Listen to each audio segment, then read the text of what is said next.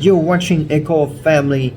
Today's story happened in front of 30 people at a family dinner. Let's take a closer look. Hi, my name's Daisy. I'm 33 years old. And 2 weeks ago, my father stood up in front of 30 people, friends, cousins, neighbors, and called my business a pajama hobby. He smirked. My mother laughed. And the rest of them? They joined in, like it was the best punchline they'd heard all year. I didn't argue. I didn't cry. I just stood up, picked up my purse, and walked out. No one followed. No one even asked why. That night, my mother texted me. "Don't be too sensitive, honey. You know your father. He didn't mean it. Love you." I stared at the screen, and the words blurred. Not from tears, but from every memory where I'd been told the same thing. I was always the one who had to understand, to forgive, to let it slide. The duct tape daughter. Patch the cracks, smooth the wrinkles, keep the peace. Not anymore. Because what my father didn't know, what none of them knew, was that I was already done playing that role. So when he showed up at my door 2 weeks later, holding a grocery bag with store-bought cookies like nothing happened, I didn't see a peace offering. I saw a test to see if I'd fall back into line. And the thing about tests, you get to decide whether or not you take them. And that visit was just the first move in a game I didn't agree to play. I hadn't been back to Boulder in almost a year. Spring had just started to stretch its legs, painting the trees outside my childhood home with the faintest hint of green. It was Mara's birthday, my mother's. For the first time in months, she'd asked for the whole family together. Her words, not mine, and I knew exactly what together meant in our house. Performative warmth, plastic smiles, and enough unspoken tension to fill the Rockies. I showed up with a homemade lemon tart, grated the zest by hand, worked the crust until it felt just right. Stupid, really, to think anyone would notice or care. Inside, the air was thick with cooking oil, cologne, and history layered so deep it felt like another wall. Grant, my father, was already halfway to tipsy, laughing too loud at his own punchlines. Callista draped across the love seat like she owned it. Dorian, beer in hand, holding court with an office story. Mara saw me and offered a hug that was more pose than embrace. "You look good, thin. Are you eating?" "Nice to see you too, Mom." The tart disappeared into a row of store-bought cakes. No comment. No question about the recipe. No flicker of recognition in anyone's eyes. Dinner was the same script as always. Gossip, promotions, vacations. I stayed quiet, not because I had nothing to say, but because I knew the moment I spoke, it would be twisted into a joke or met with that sharp, deliberate silence. Then Grant stood up, tapped his glass, announced Callista's promotion, Dorian's big deal. And then he looked at me. That slow, dangerous smile. "Well, she's got her little project," he said. "Works from home, mostly in pajamas. Must be nice, huh?" Laughter. Real, belly laughter.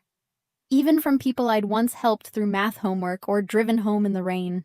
Mara chuckled behind her napkin. She's always been our sensitive one. I didn't argue. I didn't smile. I just walked out, each step quieter than the noise behind me. The next morning, Mara texted, "Don't be too sensitive. You know your father." The script again.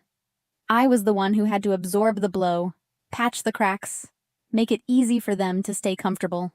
2 days later, the first photos from that night went up online. Everyone gathered in front of the fireplace, smiling like they'd solved world hunger. And me? I wasn't in a single one. It wasn't an oversight. It was surgical.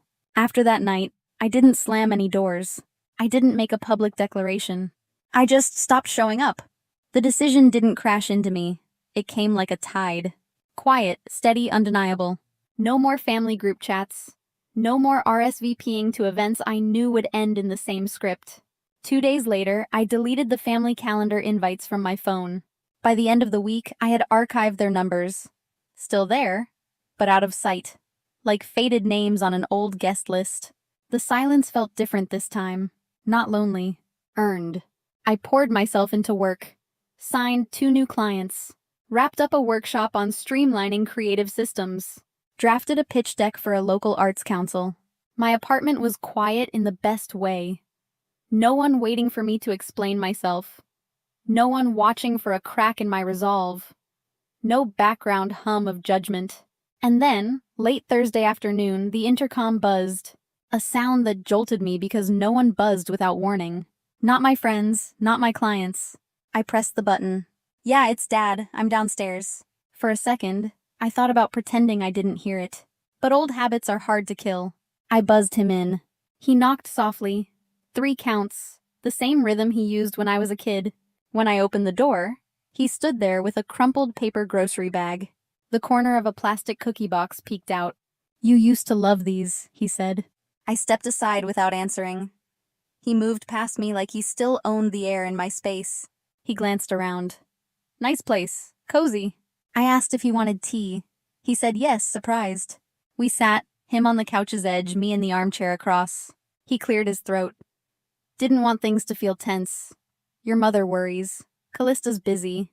I figured I'd bring a peace offering." He nodded toward the cookies like they could patch over years of being undermined. "They still use red dye in those?" I asked. "What?" "The cookies. That dye gives me migraines now." "Oh, didn't realize." Of course he didn't. His eyes landed on my desk in the corner. Whiteboard full of notes, pinned up client logos. "So, who helped you put all this together?" he asked. "What do you mean?" "I mean, it looks professional. You must have had help. A designer, a coach." His voice was coded in that tone. Sounds supportive if you're not listening closely. But there's a blade hidden in it. "No one helped me," I said. "Just me." Silence. Not awkward, deliberate. He stayed a few more minutes, asked about parking, my rent, my neighbors. At the door, he said, "You always did take things too personally. It's just how we joke." "Then maybe I've outgrown the joke," I replied. His eyes narrowed just slightly before he walked out. I closed the door and leaned against it. The cookies sat untouched on the counter for 3 full days. Every time I passed them, I felt the weight of what they stood for. A gesture that looked like care but was really a test. Will you fall back into line, or will you hold the boundary? On the 3rd day, a different package appeared. Soft pink wrapping paper, tied with a perfect satin ribbon. No return address, but I didn't need one. Inside, a silky pink pajama set. The exact shade Mara had worn at the dinner, now folded into my hands. It wasn't a gift. It was a message. "Here's what we think you should be. Silent, decorative, small." I folded it neatly, closed the box, and pushed it away. I thought the cookies were a test. The pajamas were something sharper. The pajamas stayed on my counter for 2 days before I touched them again. Silky, soft, the kind of fabric meant to drape, not protect. The exact pink Mara and Callista had worn at that dinner. Their quiet uniform when they wanted to send a message without saying a word. This wasn't generosity. It was choreography. A reminder of the role they thought I should play. Quiet, decorative, harmless. That night, the phone rang.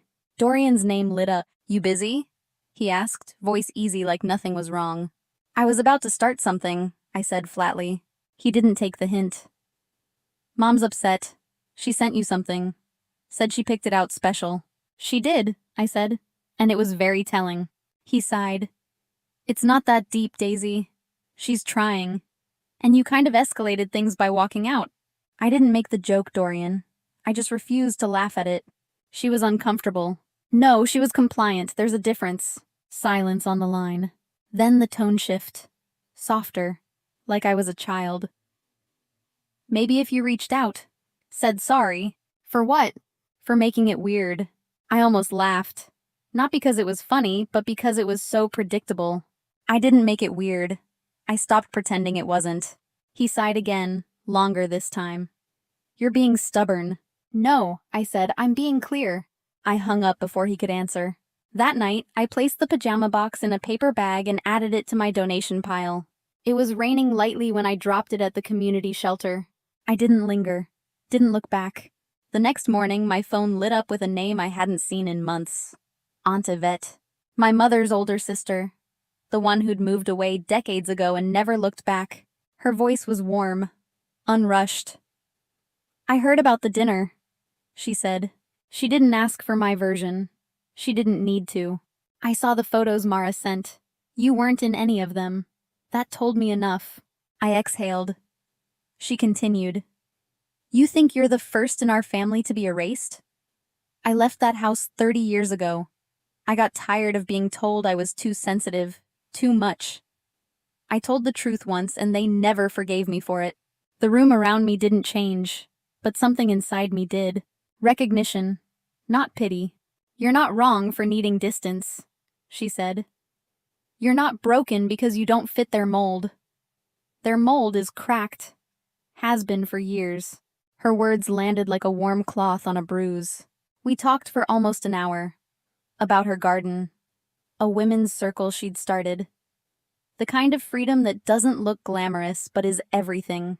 Before we hung up, she said, Your silence isn't weakness. It's your superpower. That line stayed with me. The next week, I signed the lease for a small studio space. No fanfare, no Instagram countdown. Just a key in my hand and the clean smell of fresh paint. I worked late most nights, piecing it together. Whiteboard, desk, hospitality cart. Every choice was intentional. Every detail said, I decide what belongs here. And when the opening day came, I didn't invite my family. Not out of spite, out of clarity. Guests arrived slowly. Former clients, mentors, local entrepreneurs. People who knew me for my work, not my role in someone else's story. One client raised a glass. This studio isn't about success, he said. It's about survival turned into strategy. Applause followed. Warm, genuine, no script required. For the first time, I felt what it was like to stand in a room and not brace for the punchline. But my family wasn't done trying to pull me back into the frame. 3 days after the studio launch, my inbox lit up. First, a text from Callista. Why didn't you tell us? Then, an email from Mara. Subject line. This could have been a family moment. Her message was short. You didn't even give us the chance to support you. That hurts more than you know. No mention of the dinner. No mention of the pajama gift. Not a single acknowledgement of the years they'd stayed silent while I was the punchline. Grant didn't write. Not a word. I locked my phone and went back to the guests still in the room. People who showed up without needing an invitation. People who clapped without needing a script. People whose approval didn't come with conditions. The next morning, a headline popped up on my phone from a local news app. From side hustle to strategy. Local consultant opens groundbreaking creative studio. The article was simple, respectful. Quoted 2 attendees. No drama, no spin. Scroll down and another headline caught my eye. Former city advisor's past revisited amid daughter's rising profile. It was Grant. A decade-old ethics investigation. Nothing criminal, but nothing clean. Quiet favors, selective disclosures. Contracts that benefited friends. They didn't name me, but the timing wasn't an accident. Someone had leaked it. Later that afternoon, an email arrived from a leadership nonprofit. They wanted to feature me and Grant in a father-daughter entrepreneurial legacy series. I closed it, then reopened it, and typed one line. No. I won't help rewrite a story I was never allowed to tell. 2 hours later, Callista called. I ignored the first 2 rings. Answered the third. What the hell did you do? No greeting. I didn't leak anything, I said. But I also didn't cover for him. You sabotaged him, she snapped. No, I said calmly. He built the house on sand. I just stopped holding up the frame. She muttered something I didn't catch and hung up. 30 minutes later, a voicemail from Mara. You've really hurt him. I don't know if you're proud of yourself, but I hope it was worth it. I deleted it without saving, the sound of her voice dissolving before it could stick. Days later, Mara emailed again. This time, no guilt trip, just a request. Callista's daughter was getting married, and they were arranging a complete family photo. Everyone would be there. Just smile and make it easier, she wrote. There it was. Not an invitation, a prescription. Not about connection, about optics. The image always mattered more than the truth. I typed one line. Am I part of this family or just the frame? Send. Callista's reply came fast. If you're going to make this about you again, don't come. I didn't respond, and I didn't go. Instead, on the morning of the photo shoot, I was at the studio setting up for a youth mentorship event I'd been planning for months. By 10, a dozen high school girls filled the space. First-generation college-bound, notebooks open, eyes bright. I taught them how to pitch themselves, how to stay in rooms that weren't built for them, how to speak without shrinking. During a break, one girl lingered near the snack table. "I told my mom I want to grow up to be like you," she said. I smiled. "Then you'll probably grow up stronger." She grinned. She said the same thing. By the time the last student left, the studio was quiet again. Across town, I knew my family was posing. Perfect smiles, careful spacing, the real stories cropped out. But here, in my space, there was nothing to crop, nothing to hide. Only work that mattered and people who wanted to be here. And just when I thought they'd finally leave me out of the picture, they found a new way to use my name. It had been 3 weeks since the last message from anyone in my family. No blurry photos from Callista's wedding shoot. No out-of-context memes in the group chat. Not even one of Mara's midnight just-checking-in texts. And for once, the silence didn't feel like punishment. It felt like air. Clean. Breathable. Mine. That Thursday evening, I'd just finished leading another mentorship session. The windows fogged from the warmth of voices and caffeine. Half-empty water bottles sat on the counter. The scent of orange blossom tea lingered in the air. The smell of ambition in progress. As I was cleaning up, my phone buzzed. A text from an unfamiliar number. "Auntie, I want to be like you. Mom says you're too serious. I think you're just real." It was Callista's daughter. The last time I saw her, she was 14, wearing a tie-dye hoodie at a family barbecue where everyone smiled too much and said too little. I didn't reply right away. Instead, I printed the message and taped it into the leather-bound journal I'd kept since the studio's opening day. On the first page, I'd written in shaky cursive, proof I was here. I sat on the couch, letting the studio dim around me. Outside, dusk folded into night. And for the first time, I realized I didn't need their table to have a place. I'd built my own. The leaves outside began their slow turn to gold. I walked to work each morning with coffee in hand, not thinking about who might approve or disapprove. No rehearsed speeches in my head, no bracing for their reaction. Some stories don't end in reunions. They end in realization. The door they once guarded with rules and conditions, I stopped knocking. I built a new one. One where I decide who walks through.